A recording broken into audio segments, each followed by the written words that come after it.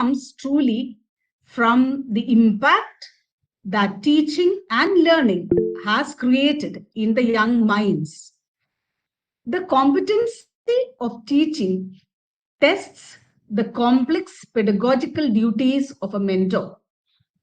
So here, we are trying to explore pedagogical ambits in teaching competency.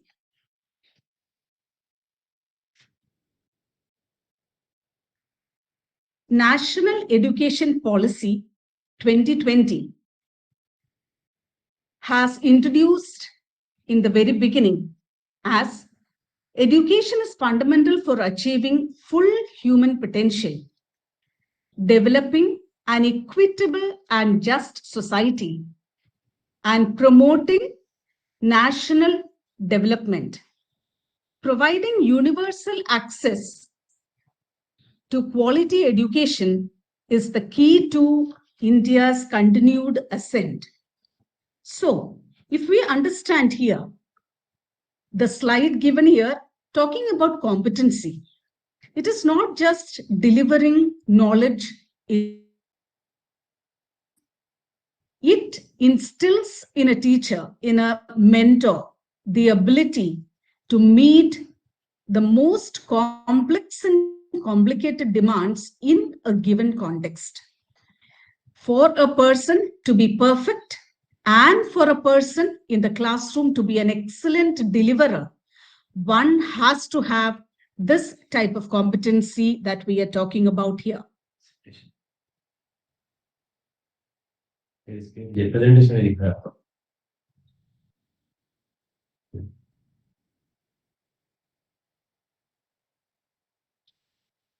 Screen share किया skip कीजिए. Ma'am, slides are not visible. Slides are not visible. Yes, she's trying to present. Meeting link. Some technical issue might be there. Share. Entire screen. Here. Share. Meeting. Can you now see? Yes, it is seen now. Yes, madam. Yes. So we've already finished with the second one. I'm sorry that you couldn't see the slides. Yes, our co-convener has helped me out in trying to be able to show you the slides again. So, my dear audience, we were talking about what exactly teaching competency is. It is not just about transmitting knowledge or sharing knowledge that we have along in the classroom and helping the students to understand the concept. It is a holistic development, a holistic approach. And we understand that teaching competency has to be an inherent element of an effective training process. So the kind that contributes to the actual welfare of a particular group of people. Now, if we talk about education today and education in the past, many of us who are present here in this session will agree with me when we talk about our school days and college days. We were mortally scared of our teachers. We were mortally scared to be late in the classrooms. And we were mortally scared to submit copies after the given time. But today, it is all the new normal. And this is what we are trying to bring to our own notices today. We as teachers have been placed with more of a demanding role and more of a challenging role to accept and understand the kind of psychology that the students come up with. So, teaching skills and lifelong learning competencies of professional teachers, it is this. These things help to perform the kind of most complex pedagogical duties. It was not easy for the teachers of the past also to deal with the students who were maybe less technologically advanced. Maybe the teachers also were less technologically advanced. But today, we know that our students know much more than us because of the increasing technology day by day. Now, it is not just the technology or the knowledge alone that matters, as I already mentioned. A wholesome physical and mental health learn to be stable and tolerant. And this competency in a leader or in a mentor will help us, help the mentor to work with the younger generation to develop great communicative and observational skills.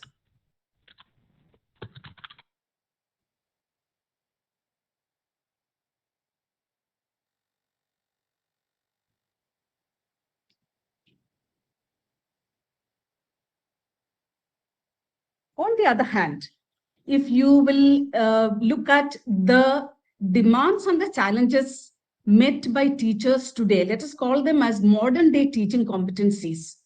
Now, what are the challenges that we face as mentors and teachers today? I would like to bring to your notice a particular anecdote here. Just as a guide leading a group of hikers has a mountain to climb, the teacher leading a class of students has standards that are set. It is evident when the climbers have met their goal, they are standing on the summit. How does a teacher know when students have met their goals? What is a summit of students' achievements? And how will you know that your students have gotten there? This is where the rare kind of leadership comes into play. The teachers today lead the classrooms by evaluating the student progress using a variety of assessment data measuring goals. So as if you will call it today, it is the assessment test, the assessment activities, the assessment assignments that we give the students that will enable us to understand that we have reached the goal for which we have been working. Now, this also enables us to get into collaborative and professional activities. And it actually helps us, on the other hand, to also characterize the critical elements of a school. Now, teachers continue to demonstrate leadership by participating in professional development and growth-related activities. They develop network, they help the students develop network, they create rapport with students, they create a kind of network with the students, and this enables the students also to get into the world of work with more audacity and with more strength and with more mental stamina. Now, the teachers also can demonstrate leadership by means of, first of all, adhering to the policies of the college himself or herself, schools and colleges here, I mean, and implementing the practices laid down by the college himself or herself first, and then doing this to affect the students' learning. So here comes the challenge for the mentors or the teachers in the teaching learning process. In the classrooms, it is not just enough to preach theoretically what the student should do and what the student should follow as budding engineers or budding graduates or budding professionals. But on the other hand, we must preach what we practice. So teachers who demonstrate leadership are the ones truly who implement and adhere to the policies and practices that have been laid down by the college. And creating a respectful environment. All of you will agree with me. Respect is a give and take thing. It is a symbiotic relationship. You can never demand respect from a group of students whom you have not respected. So, if a teacher or a mentor learns to respect the students, their viewpoints in the classroom, accept their suggestions, accept their opinions, you are in for more popularity among the students than otherwise. So the students will give respect back if you respect their viewpoints, if you respect their suggestions, opinions, etc. So thus, students and teachers together can create a very respectful environment for a diverse population of students. When we say diverse, I mean people coming from different corners of the world, of the country, people coming from different cross-cultural territories, people having different languages. So this is what the national education policy lays out. I would like to read out what the national education policy talks for: a diverse population of students who come from various backgrounds, who may be underprivileged, maybe stricken with poverty, maybe economically backward. But what does the policy talk about the benefits that these students should get in the classroom environment? The aim must be for India to have an education system by 2040 that is second to none, with equitable access to the highest quality education for all learners, regardless of social or economic background. This National Education Policy 2020 is the first education policy of the 21st century that aims to address the many growing developmental imperatives of our country. So, the policy itself, my dear audience, talks about diverse population of students. So each child in the classroom, each student in the classroom is special, is considered special, and must be given the importance and respect the child needs and expects.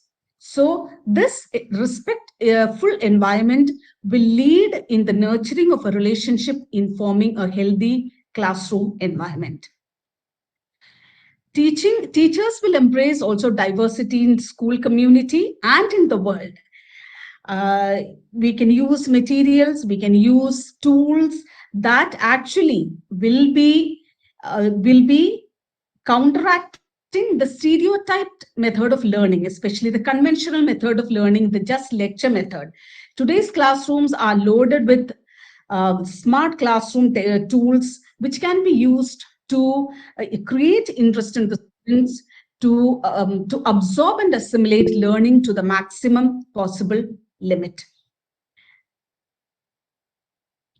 Now, teachers also continue to establish a respectful environment in trying to incorporate different points of view in the instruction, as out by me, the National Education Policy, accepting different points of view from various cultures, various stratas, and various frontiers of the society. Understanding also the influence of diversity and planning instructions accordingly. So understanding the rural background of a student, understanding the vernacular language of a student, gives way to the development of that respectful environment. If there are 60 odd students in a class and we have say 15 to 20 from the upper middle class family and say around 20 to 25 students from the middle class family, the remaining will surely be and is from the lower middle class or the BPL division. Do we as mentors and teachers influence this diversity and plan our instructions accordingly? I would like to continue to tell you what the National Education Policy talks about in this regard. The policy proposes the revision and revamping of all aspects of the education structure, including its regulation and governance, to create a new system that is aligned with the aspirational goals of the 21st century education. Building the gap between the rich and the poor. Now the teachers will continue and must treat the students only as individuals, Punjab, Haryana, etc. So maintaining a learning environment and expecting high expectations from the students and delivering the expected knowledgeable benchmark to the students is the need of the hour. Now, teachers will also establish an environment which is respectful by adapting their teaching for the benefit of the students with special needs. This is what we just read out in the national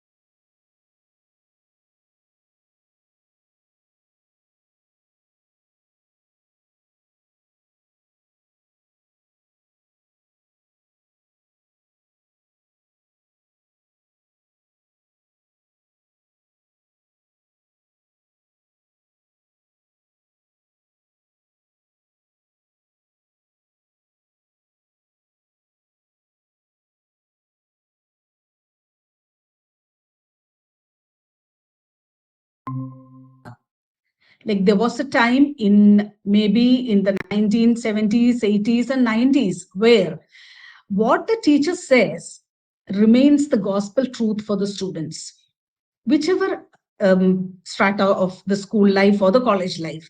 It can be professional education, it can be postgraduate level, graduate level. What the teacher teaches is what all that mattered to the students. But today, whatever the teacher teaches in the classroom, the students are not really satisfied with. I don't know how many of you will agree with me. Is there anybody who would agree with me on what I say here?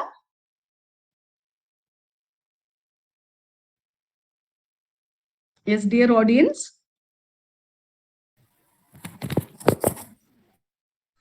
Yes, madam.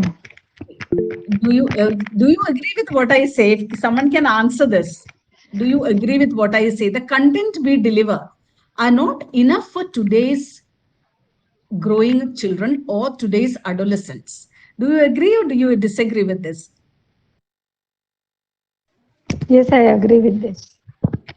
Okay, so it is just that we do not know where we have lost the content in our classroom deliverance.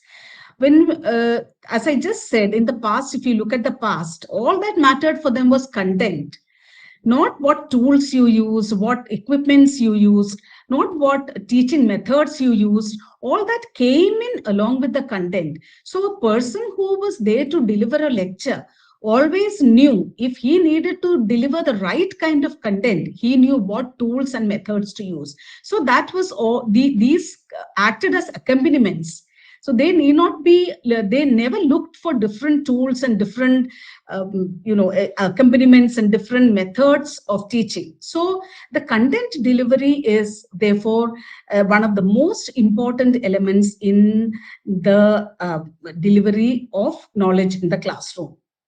So we know that we have course material ready, but then the students always want to look for more. Many of the students who are well read, who are technically very savvy, they would like to integrate what they get in the class with what is available in the internet and also what is available in the world wide web. So we as teachers, if all of us are teachers, let me tell all of us this, that we have a lot of homework to do here, only because we should always know more than our students. We should not be in a position or in a status to not be able to answer a query raised by the students. And I'm sure many students have a lot of queries raised when our teaching is not effective and when the content we deliver is not enough. Sometimes we go away from the actual content we have to deliver. We move away because we are not very sure of the core content that we have to deliver. So we know what role we have to play in the classroom, and what we deliver should be an integrated show, an integrated outcome of what we teach and the kind of rapport we create with the students and the kind of relationship we create with the students through the overall development of the students we deal with. Now, teachers honor the content appropriate to their teaching, especially by demonstrating an appropriate level of content knowledge in their specialty. True. So we demonstrate what we know, and we show forth our speciality, our expertise in the subjects we learn. But remember, the students who are listening to us, they are not just specifically limited to what listening to what we are delivering. They always have this integrated approach of trying to understand what we teach in the global scenario, keeping the global scenario in mind. So delivering the right kind of content, along with being able to know more about that content, the implications of the content that we deliver, or the applications of the content we deliver in real life situations, is what is more important than just delivering the content. So we can also encourage the students to investigate the content area to expand knowledge and satisfy their natural curiosity. So we know that there are a lot of us who are very serious about delivering of the content in the right perspective. We do deliver the content in the right perspective, but we can also encourage our students to get more to the content to satisfy their natural curiosity. They can expand their knowledge by way of web searching, by way of extra reading, by way of researching, and by way of also being a beginner in startups and in entrepreneurship. Now, their teachers also recognize the interconnectedness of the content areas and discipline by demonstrating the knowledge of our own subject and relating it to other disciplines. This is what I just spoke about in the last slide. Not just demonstrating the knowledge we know, but trying to find their application in real life situation. So what is its interconnectivity to other disciplines that are naturally connected to each other, and thus creating global awareness of the subject. They make their instructions very relevant by integrating 21st century skills and content in their instruction. So using skills of the 21st century, using skills, the tech-savvy attitude of teaching and making teaching very relevant. Other than the other psychological and mental and emotional and other factors that are included and that go along with teaching. Teachers are facilitators. We know that. Along with mentors, we also facilitate. We facilitate not just the knowledge, the acumen level of the students, but then intellectual, physical, social, and emotional levels of the students.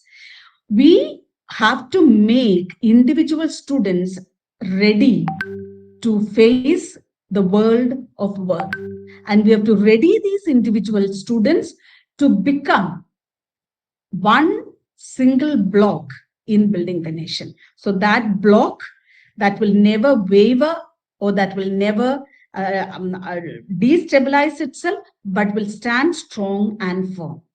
And being facilitators will also, the teachers will also assess and use the resources needed to identify the strengths and weaknesses of the students and working in line with that.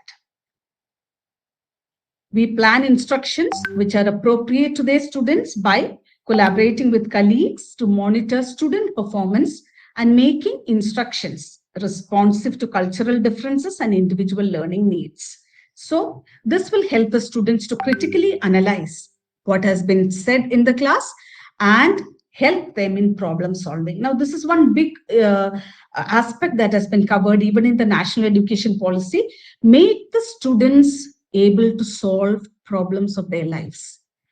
So transmitting knowledge alone is not the right kind of approach to teaching, but creating strategies to think critically and to be able to solve their personal problems, personal conflicts, and resolve and make resolutions for their conflicts.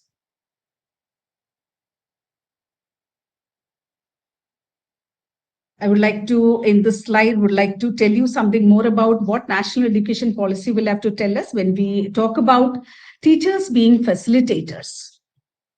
Education policy lays particular emphasis on the development of the creative potential of each individual. It is based on the principle that education must not develop only cognitive capacities. I repeat this, education is not just for developing cognitive capacities. That means intellectual upbringing, increasing of knowledge. No, both the foundational capacities or literacy and numeracy and higher order cognitive practices such as critical thinking and problem solving, but also social, ethical, emotional capacities in its interest. So the National Education Policy, I have touched on various parts of National Education Policy in this session, only because we may have gone through the policies, but its applications and its implications in real life and in the real classroom situation, and how we can really be facilitators in trying to help the students to work in teams and make them leaders for a better future. Organizing learning teams for the purpose of developing cooperation and student leadership. So making students leaders for tomorrow, making students inborn leaders. If they are not leaders, it is the facilitator's duty to make them leaders. Give them the opportune moments, give them the right kind of chances and the right kind of platform, and to make them leaders.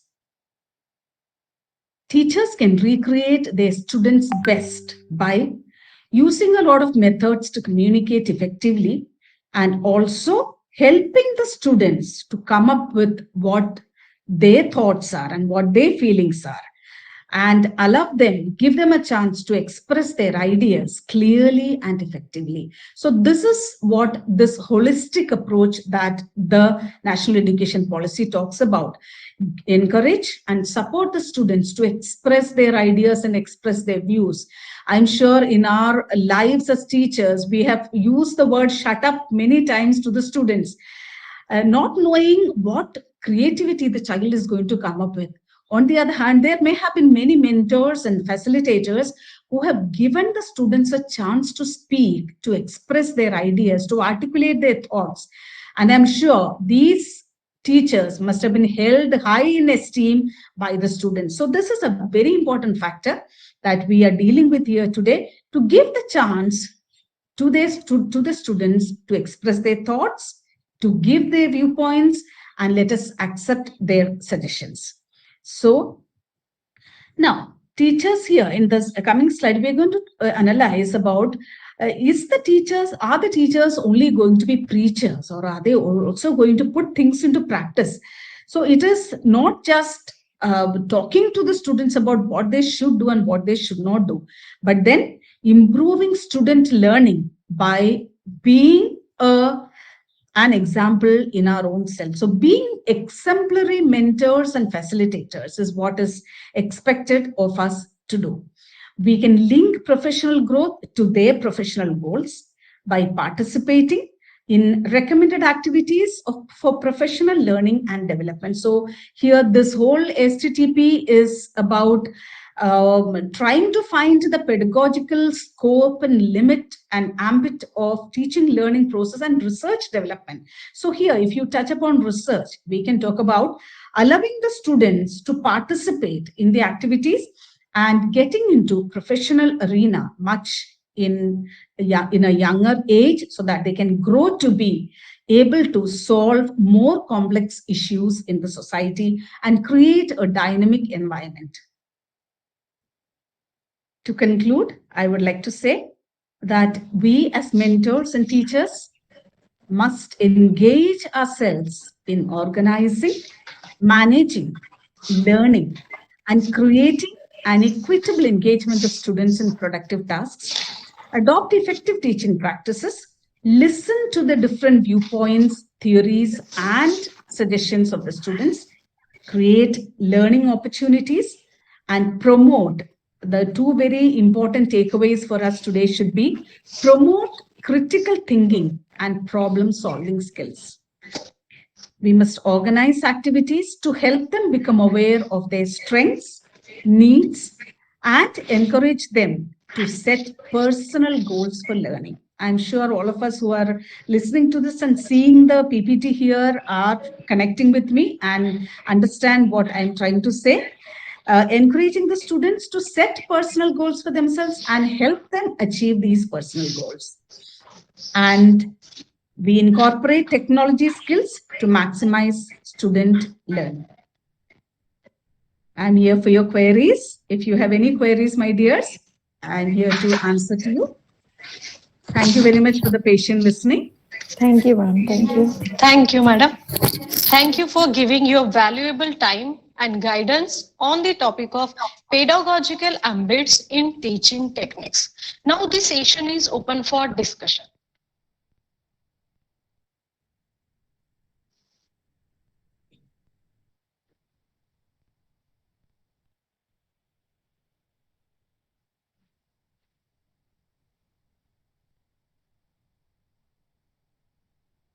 Yes, I think I was very clear. No one has any doubt. This is what I tell my students in the class. Yeah, that's very true. Anyone would like to ask anything or clarify something? What? I didn't hear you. It was very informative and nice session, madam. Thank you so much, Hardas ma'am. I'm honored. Thank you. Yes, thank you so much. How to handle students with mobile operating in classroom. Yes, Dr. Hemlata was, yes, yes, ma'am. It is a very common issue here. We are very rude and very arrogant with the students when we see a mobile being operated in the classroom. Many times I have seen students holding a mobile in their hands, and when you go near, there might be multiple reasons why the students are using a mobile. Sometimes they are very genuine. Like, today we cannot do without a mobile. We cannot think about being without a mobile even for a day, we grown-ups. On the other hand, students most of the Thanks to time देणार आहे की मला they द्यायचे use mobile thanks to देणार आहे का मग maybe sometimes for taking a call from home, and on the other times maybe they are addicted. But then if we can take this very amicable approach to the students using mobile in the classroom, because these students are not very straight in trying to understand what we want to tell them. So if you can get them aside, talk to them, counsel them, make them mentally, physically stronger, and give them a little bit of love and affection, maybe these same students will never do this in our own class. When you teach, maybe they will dare to do this in other sessions. But if you take an affectionate approach, if you take the students out of the class, talk to the student and make him understand and tell him about the importance of listening to the entire knowledge deliverance in the class, I'm sure this particular student will never use the mobile again in your own class. But on the other hand, if you are very rude, arrogant, and confiscate the mobile from the student, maybe this guy will do this again in other teachers' classrooms. I know, I don't know if I made this clear to you, ma'am, Hemlata ma'am. Gen Z. Yes. Yes, okay. Now, Chitransh Malvi, I don't know, are you a student or a teacher? Hardas ma'am? He's a faculty, madam. Faculty, okay. How to control No aggression students of are today's- joined here. Okay. Yes. Popularly known as Gen Z. Now, we have to live with this new normal, Chitransh Malvi ma'am. If they are aggressive, we can never show our aggressiveness to them. This we have learned this, we have learned it by our own experiences. We have learned it the hard way. So in order to reduce aggression in the students of Gen Next, we say Gen Z, Gen Next generation, this generation, it is, as I just said, more of counseling and more of talking to the individual student, rather than, you see one student getting angry and becoming aggressive in the class.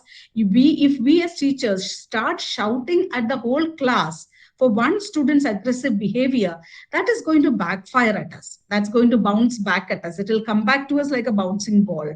On the other hand, what we should do is we should ignore the aggression that is meted out to us by one student, but then take that student out of the class and counsel that student. I think this is going to be very, very effective. Very effective. And this particular student, as I said, the one that Hemlata ma'am was referring to about the mobile, and this particular student with the aggressiveness, these students will never dare to do this in your class again. They will always consider you and look up to you with respect. Yes, ma'am. Anything else? Are you okay, Chitransh ma'am? Chitransh, sir. Chitranshi sir, yes, sorry. Okay. Okay, yeah. Is there anyone else who would like to discuss anything?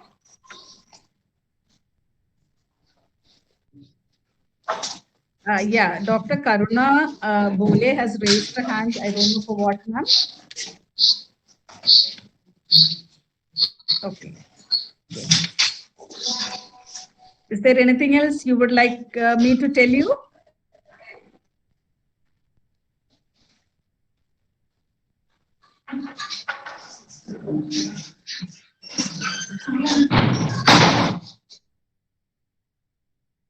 Satisfied.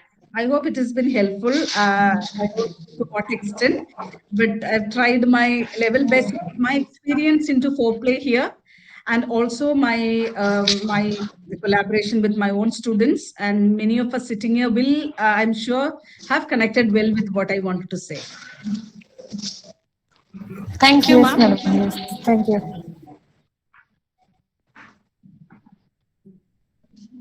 Thank you. Thank you, madam. Thank you, madam. Thank you all the participants for joining. Tomorrow we have lecture on role of database in interdisciplinary research by Dr. Moril sir at 11 a.m. Kindly join at 10:50. And also it is compulsory to fill the feedback form which will be posted on the WhatsApp group. Thank you.